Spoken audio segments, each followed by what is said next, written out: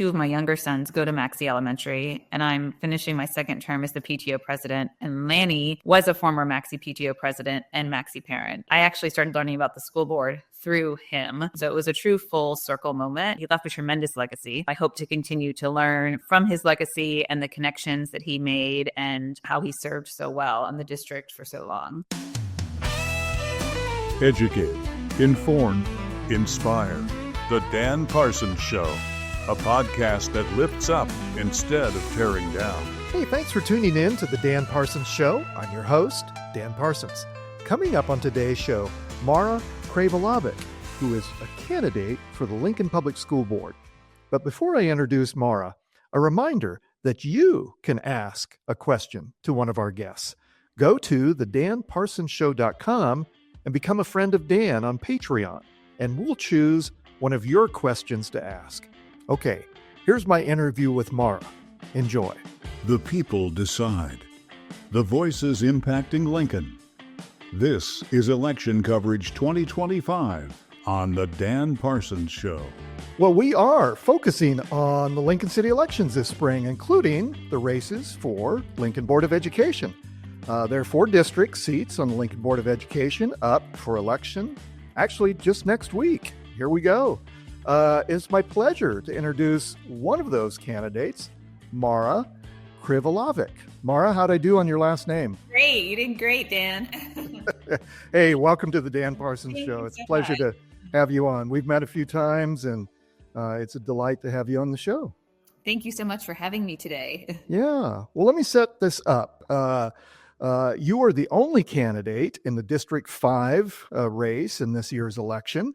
And just last week, the LPS board appointed you to the seat to replace Lanny Boswell, who sadly passed away just earlier in April.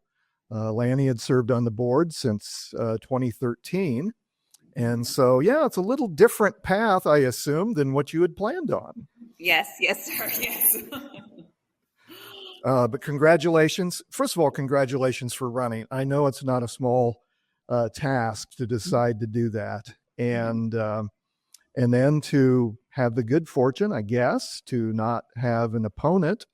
And then, of course, the tragic passing of Lanny. And as I think our listeners know, I was good friends with Lanny. I'd known Lanny for even before he served on the board. And so anyway, a loss to our city and to education. But so, yeah, what a wonderful opportunity for you to serve on the board prior to being elected. And Absolutely. So congratulations on that. Lanny, two of my younger sons go to Maxey Elementary, and I'm finishing my second term as the PTO president. And Lanny was a former Maxey PTO president and Maxey parent. And I actually started learning about the school board through him because he came to our PTO meetings. He maintained a very close relationship with our staff, our former principal, obviously, since his children had gone there and he had been so involved. And so it was a true full circle moment. And I appreciate you acknowledging his legacy. He left a tremendous legacy. And, I hope to continue to learn from his legacy and the connections that he made and, how he served so well in the district for so long. So, yeah, absolutely. Well put, Mara. Well put. Well, our producers have come up with a set of 4 questions in order to get to know my guests a little bit better. And we call it Dan's 4 and you're 1. So I ask you 4 questions. You get to fire one back at me. It could be one of those or something completely different. It's your choice. So are you ready? Yes. Okay. And these are the easiest questions you'll get. Yeah. Question number 1, where did you grow up? So I was actually born in Houston, Texas. My mom is from Houston, Texas. My dad is from Queens, New York City, but they met in Houston in graduate school for architecture, and I was born there. But then we moved up to the East Coast to New Jersey when I was 9 months old. So I actually grew up in central New Jersey in a town named Lawrenceville. It's about between Trenton, the capital, and Princeton. So if you fold New Jersey in half, it's right there for 18 years. But the plan was for my parents to always get back to Texas to take care of my mom's parents, my grandparents, who were living in Austin at the time. So my parents moved back to Austin while I was in college, and I went to college in Houston anticipating that they would move back to Texas. So I went to college in Houston and was only about 3.5 hours away from them, from Austin, which was a nice distance, to go home for a weekend, but not feel like you could just rush home if something have to have a little independence. And so that was great. So so my parents are still in Austin, but that's where I met my husband, Jeff, in Houston, who was originally from Norfolk, Nebraska. So that's how we eventually. Oh, okay. That all makes sense. Yeah. Well, 3 different points here. But we were in Houston together for, including undergrad, close to 10 years. And so it does have a very special place in our hearts. I think wherever you first fall in love with your spouse, and we brought our first son home there. And so it just has a lot of really special memories. And then we moved to Omaha for 4 years, and we've been in Houston now for 8 years. So, okay. Well, I have a soft spot for South Texas. Actually, all 3 of my adult children have moved to South Texas. Wow. I have 2 kids in Austin, and my oldest and her family are in Corpus Christi. Okay. Okay. Yeah. And I have a brother in San Antonio. So I kind of have that. So I know that I don't get to Houston very often, but certainly Austin and San Antonio and Corpus. So yeah. Yes. Oh, wonderful. Yeah. It's a great place to visit. Yes, absolutely. For vacation. Yeah. Yes. Yes. Okay. Question number 2. When you were growing up, what was your dream job? I know that was a little bit of a hard one. I feel like I'm still trying to figure out my dream job just because I've done a lot of different things and I've changed career paths multiple times. I actually started out as an art history major. I wanted to own a gallery. I wanted to run a gallery. I wanted to be involved in the art world, realized that I was going to have to be in academia for a while to do that. And just wasn't sure if that was the right fit for me. So my senior year in undergrad, I got interested in nursing. And so I actually went back for a second bachelor's degree at the University of Houston Health Science Center for my nursing degree. And so I worked in Houston as a nurse. And so, but when I was growing up, I didn't necessarily think I wanted to be a nurse. I wasn't afraid of blood or anything. So, but when I was growing up, both my parents were construction managers, and they were architects, but went into construction management. And so I grew up, in a culture of leadership, essentially. Like both my parents are very organized, and were leaders in their fields. And so I kind of knew that I was organized as well, and I wanted to do something in leadership. But I'm still kind of figuring things out. Like I said, I've had a lot of different career paths. So. Hey, I'm a little bit older than you, quite a bit older than you, and I'm still trying to figure it out. So anyway, exactly. I think so. Are you in your busy lifestyle as a mom and a wife and now a school board member and all the other things that you do? Are you still able to dabble in art? Yeah. So, and I'm a former nurse. Essentially, my license expired. There's a certain number of years where you need to keep up your clinical hours, which is good because you don't want a nurse being like, I've never done this in 8 years. You don't want anyone to say that as they walk into a room.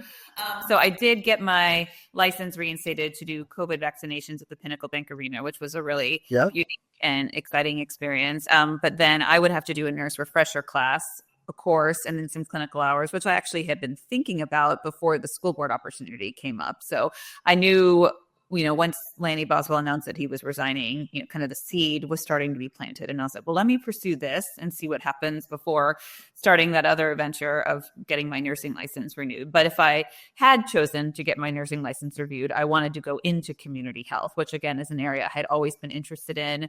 When I was studying nursing, I did women's health primarily, which of course overlaps with community health quite a bit. Absolutely. Yeah. So that was something. And I do feel like there are a lot of parallels with public service and community health nursing. And so I don't get paid for this, but that's probably the biggest difference. But so that was something that was always there. And so right now, so I'm not practicing as a nurse anymore. So no, I just love history. I mean, that was the cool thing about art history. I encourage everybody to take, absolutely. Didn't finish his art history 101. And I always tease him about it, just, because you just learn so much history and it's so interesting. And it's just it's kind of a more approachable way, less dry way to really learn about the culture. So absolutely. Yeah. I took some of those courses myself. I was always interested in art and music growing up, but as an adult, had to get a real job. So, Yeah, but those experiences helped me, as you're suggesting, appreciate art and culture much more than had I not had that education. So anyway, hey, this is great. We're getting to know you. Good answer about the famous person question. Yes. Okay. The most famous person you've met.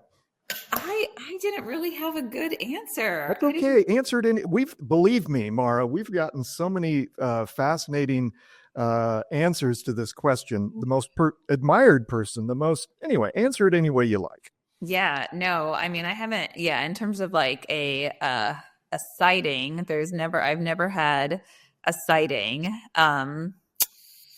So I know this one kind of stumped me. Okay.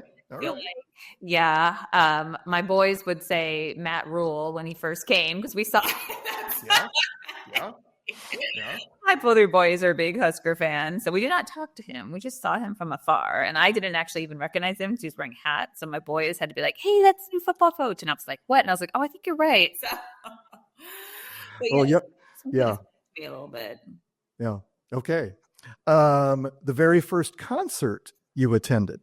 So I got to see Bruce Springsteen when I was in high school with a friend. Yes, again, the New Jersey connection. Yes. And he was a reporter for the Trentonian, and he had gotten tickets to one of his shows. And so it was super fun. It was just a great experience. So, but now I have two other concerts coming up. It's the orchestra concert for my fourth grader who did his strings instrument. When you're in fourth grade, you get to learn a string instrument if you choose. And then I have my sixth graders band concert next week. So funny how your concert world changes, but I'm so excited for those two concerts. It's especially in the spring. The kids have improved so much.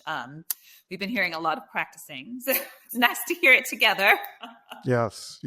Well, those are beautiful moments, and that's cool. Okay, your one question for me. So, where did you grow up? I grew up. I was born here in Lincoln. Grew up in and around Lincoln, and then my family, about middle school age, moved out west to Ogallala.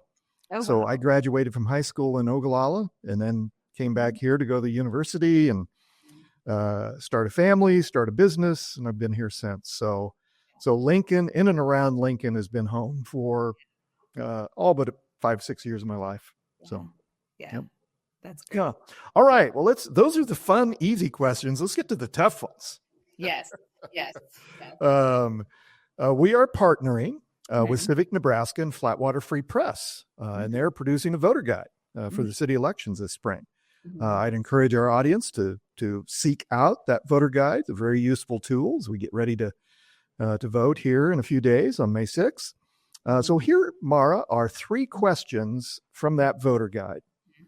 Question number 1, what is the most pressing issue facing Lincoln Public Schools, and how will you address it? Great. Thank you. And I did fill out the voter guide. So some of the notes I'm using are from my answers from the voter guide, which was absolutely. Yeah.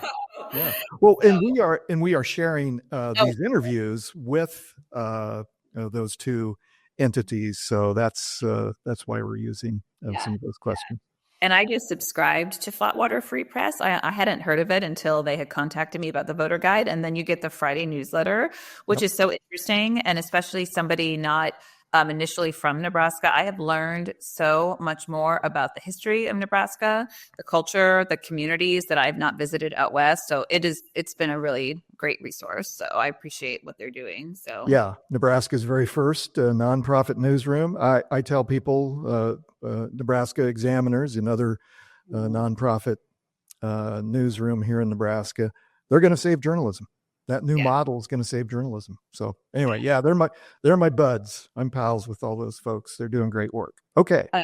Well, the most pressing issue, and so I feel strongly about 2 things. One is the ultimate hiring of the new superintendent for the public schools. So Dr. Skretta is the interim superintendent, but this new board that I'm on will be tasked to ultimately hire the superintendent. And I feel like that is a huge a huge role for the school district. Wanting someone that stands with the values of Lincoln Public School, that fits in with the culture, that, the work ethic, the transparency, all those things. And so that will be one of the main priorities. And that really sets the tone, I feel like, for the whole district, our leader. And so I do feel like that is one of our most pressing tasks coming up as a board. So I'm sure there will be a lot more information coming out as we start that. And so, and then the other main thing is the budget. We will start our budget work right away. So nothing like jumping into the fire. So, and obviously with the budget, one of the most pressing issues, and I know this will be kind of talked about in another question, is just the fluctuating state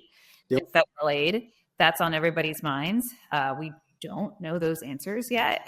I've been reading as many updates as possible. Dr.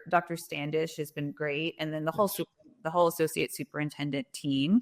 So it's really a collab. There's two things I think are important. It's a collaborative and it's a transparent process. Everything on the website is posted about how the public can get involved. There's Facebook Live. There's public opportunities to attend, to ask questions, to weigh in and things like that. And so I think that's really important. And as I was door knocking earlier in the spring, I told people, the budget is set by September. So think June to get involved. And when I was first learning about it, I didn't realize it was that early even. So I'm like, think June, think next month, use something to say it then, because that is when things are being built. So that is the most pressing issue. Of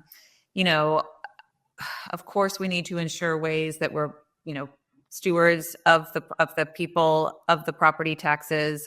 We need to reduce that burden. I understand that, but also with the fluctuating state aid, with the fluctuating federal aid, we still have a commitment to provide the highest quality education in Lincoln Public Schools, to recruit and retain the highest quality teachers. That is something that I'm especially concerned about. Because I have a second, fourth, and sixth grade, 3 sons, when we want the best teachers for our kids, when we expect so much, but then to go and not encourage our own children to go into education because they're not paid enough. They're not this. To me, that's a real disconnect, and that's a real problem. And so we need to be competitive with our salaries, with our healthcare, so we can recruit and retain the best, because they are the ones that are investing in our children as much as we are as parents. In some families, the teachers spend as much time with your child as you do. And so I find that very important. But yeah, superintendent, budget. So, and that will be starting right away because the whole board is booked. So ready to go. Well, and again, what an advantage you have in this unique situation of running unopposed and then being appointed to this seat. And so you get a head start, if I may, because this is a unique interview compared to all my rest of my interviews with candidates. Board hasn't had to appoint someone in a number of years. It's been, John Mayhew said it was since before his tenure, and he's been there for 24 years. And so because someone has to resign or pass away, and so it doesn't happen very frequently. And so, but yes, it is such a unique opportunity. My goal for the next month until we're all sworn in on 5/19 is to listen, to familiarize myself with the chain of command, to understand the process. And that's something that's such a gift. And as a young parent voice, I'm really passionate about the chain of command, because I want parents to see that there is a way that their voices can be heard. And then there's a process for how things are happening. Like, yes, you could try to email Dr. Skretta, but Dr. Skretta has a lot of emails. Have you tried to talk to the teacher first? Have you talked to your school's principal? I want people to see someone that's their age, somebody that's invested with kids their age, and know, hey, there's a way that I can, approach this person to get my questions answered. So I'm hoping that's what I'm really learning about, like how you go up the chain of command, how you learn about something, what the processes are, because there are processes in place. And I think there's a lot of misinformation circulating. Yes. Statement. So I do feel like there's processes and there's ways for parents, if they're concerned about something, for those concerns to be heard and listened to and dealt with, and so I want people to be aware of that. So it is such a gift that I can just be absorbing this information about a month ahead of time. So. Yeah. Our next question: concerns about school safety and student mental health continue to take center stage nationally. How will you ensure Lincoln schools remain safe and welcoming for all students?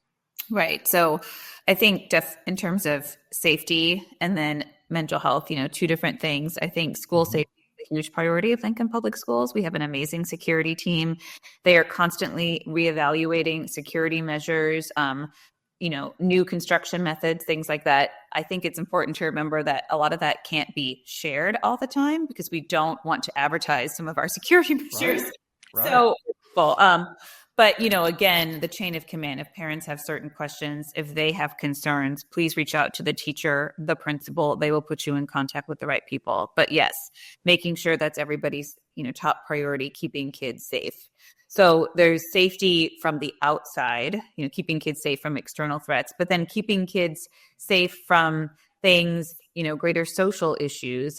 So investing in that mental health, keeping school counselors in schools, that's very passionate to me. The work that they do is tremendous. A lot of times they're the first front lines. They triage students. They help connect them to the social workers at schools. They help connect them to the school psychologists, but they're really the first line with those students, which is great because they're approachable. Their skill set is set to decide what the student needs. How can we better serve this student? And they also know how to collaborate with the rest of the school team and the outside resources. And so, again, I think they're an investment because if you go a certain child, they might not need everything that a trained social worker needs, so let that be the counselor to decide and then go from there. So very passionate about making sure that school counselors remain in schools, well-funded for that program. Because again, I do think that will ultimately save money in the long run if a lot of issues can be dealt with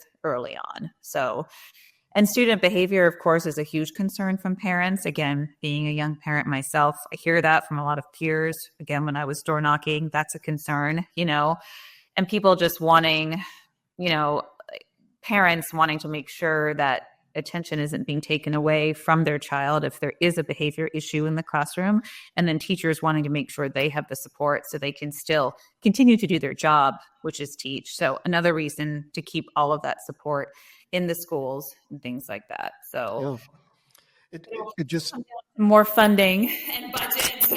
Yeah, it just struck me, Mara, as you're describing your relationship with as you're developing a relationship with your peers, your new peers, and I'm trying to think here off the top of my head, but I'm assuming you're the youngest member of the board. Yes, right now, yes. Yeah. I don't know ever, but right now, I don't think ever. I don't know, but right now, yeah, I'm 39 right now. And not that you're a kid. Obviously, you have a breadth of wonderful life experiences. But it just struck me as you were describing the answer to that last question of how valuable it is to have someone in your age demographic serving on the board. So absolutely. I think that's a big plus. So I always just preface the institutional knowledge that we are losing is tremendous. I mean, and Barb is up for her election. And I think between Barb, Kathy, and Dan, they have 75 years. It's something wild. Yeah. It's crazy. Yeah. So with Dawn and Kathy, retiring, the loss of that institutional knowledge will be huge. But they did start when they still had kids in the system and when they were younger. And I think just having kids in the public school system right now and living it is so important. And it's just it's a feedback loop for me because yes, I'm going to get burned out. Yes, I'm going to get discouraged. Yes, I'm going to get a lot of nasty comments, but I go home to my reason why every day, and we show, and again, I'm not originally from Nebraska. And I think that's always an interesting perspective because we specifically chose Lincoln. We chose to move here for the public school system. And I think that's a unique perspective, just knowing we don't take this for granted. What we have is really unique. The one district, one city is really, really special and wanting to keep that going. So, yeah. Boy, there's a Chamber of Commerce ad right there. That's well put. Question number 3. President Trump has signed an executive order calling for the dismantling of the U.S. Education Department, advancing his campaign promise to eliminate the agency. The order instructed the Secretary of Education to return authority over education to the states. What impact will this have on local school districts in Nebraska? And do you agree with that order? And then I have one follow-up. Yeah. So I think it's, it's like what I kind of mentioned in question one, it's going to affect the budget, and we just don't know how. We don't know how, if it's all in the state's responsibility, what they're going to do. There currently is a budget shortfall there. That's been in the headlines as well. And so just waiting on that funding. There are certain things that we are required to fund. There are laws, and I will be continuing to learn a lot more about those. And so I think it's a misconception. People think we have a lot of wiggle room. We really don't at the end of the day, And so what is that saying? We don't want to steal from Peter to give to Paul all the time. But just knowing that if cuts have to be made, you want to make them as far from the classroom as possible.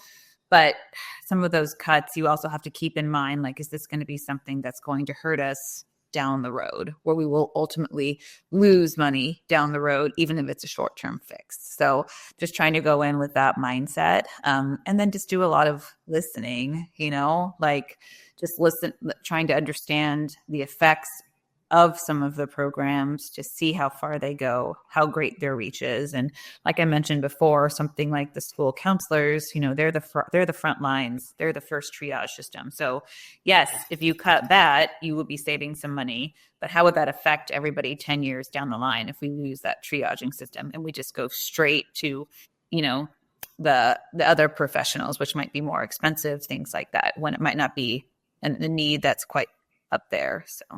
So do you agree with the policy decision by the new administration in Washington? I mean, I think it's just so rushed. I don't necessarily agree with the decision if a plan hasn't been happening yet, and so I don't feel like we have a really good sense of the plan yet. Right. Yeah. Anyway, I'll try not to editorialize on your appearance here, my personal feelings, but that's a different show. We're not doing that show today. Right. When I was door knocking, an issue that was coming up multiple times too was school vouchers, and again, I'm a young parent. I feel like I know my kids best. We might not agree in a lot of things, but I understand that you feel like you know your kid best as well. So I understand your frustration with that bill that did not pass. I get that. They're trying to bring it back always. But on the Lincoln Board of Education, my job is to provide the highest quality of education to Lincoln Public Schools, and something that would dramatically affect our budget, I can't support, because it would affect our budget so much. But I empathize with that desire to do what is best for your child. I empathize with that, and I understand that it's frustrating if people are telling you, what they think is best for your child. That is not what I'm trying to do. It's just that I'm trying to serve a greater community. Again, that community health nursing comes into play. And so, we're losing, if our budget continues to get cut and cut and cut, we're not going to be able to serve that community to the best of our abilities. Yeah. And maybe this isn't a fair follow-up question, but I'm going to answer it anyway, or ask it anyway, relating to the funding. And so this is a question from one of the friends of Dan, from Gary. Gary's a Patreon member of Friends of Dan. He asked this question. I'll try to summarize it, relating to the Trump administration eliminating the U.S. Department of Education. How do you intend to ensure the continuing funding for special education programs in the district should those funds be eliminated?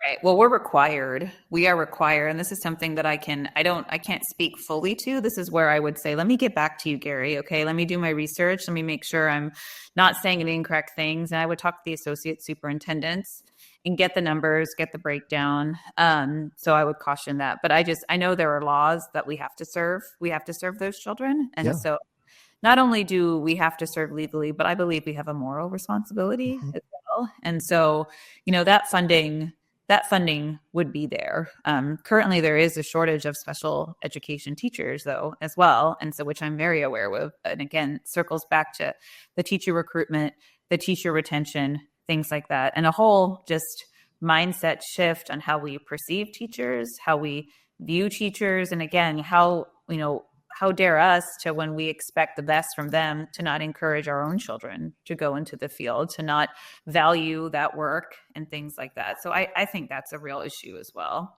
Yeah. So, well, as we wrap up here, Mara, are there issues or questions that I haven't asked that you'd like to talk about? Well, I think it's just important to not end on a down note, Yes, please. Yeah.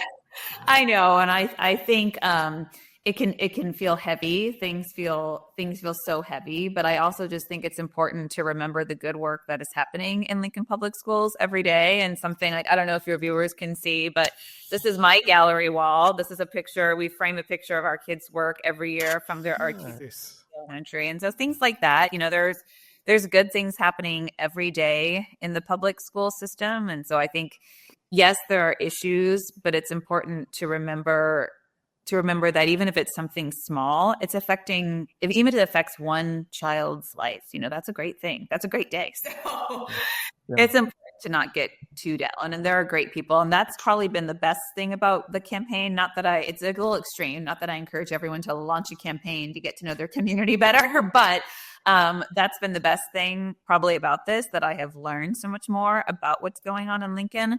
All the exciting things that are happening here, what's continuing to make it a great place to live. And it's made me so proud, and it's made me want to talk to more people about what's happening and get involved. So I do encourage, if you feel like all you're doing is doom scrolling or just feeling so overwhelmed and frustrated, to just get involved in something, and you will connect with people and kind of get out of your head a little bit. So no, that's good advice. Again, this unique situation. I've been in politics a long time. I've seen some crazy things. I can't quite come up with a scenario that somehow on Tuesday, May 6th, that you do not get the approval from the voters to serve on the board. But how can people learn more about you, Mara, before they go to the polls on next week? So my website is still live, which is Mara for Lincoln. So, and then the campaign Facebook page. So, but like I am also appointed currently. So I have my LPS email address as well, which is the one that I will be using for school board related questions and things like that. So, but people had already found me before that went public. They're very good. People had already found me. It's amazing how that works. Well, Mara, it's a delight to introduce you to our audience. I look forward to more conversations as you officially are elected to serve. And I just wish you the best. I thank you for your service. I thank you for your willingness to serve. And I look forward to watching. Great. Thank you. Hey, thanks so much, Mara, for joining me on the pod today. A reminder, if you'd like to learn more about all the candidates for Lincoln Public School Board, check out the voter guides from our friends at Civic Nebraska and Flatwater Free Press. Thanks to our producer, Chase Porter, Penology Tech Solutions for their technical help and equipment, and Kim Remington, Parsons Public Relations Director of Operations. And most importantly, thanks to each of you for tuning in. It really does mean a great deal to me. Okay, that's today's show. Thanks for tuning in. Now go do good things. I'm Dan Parsons.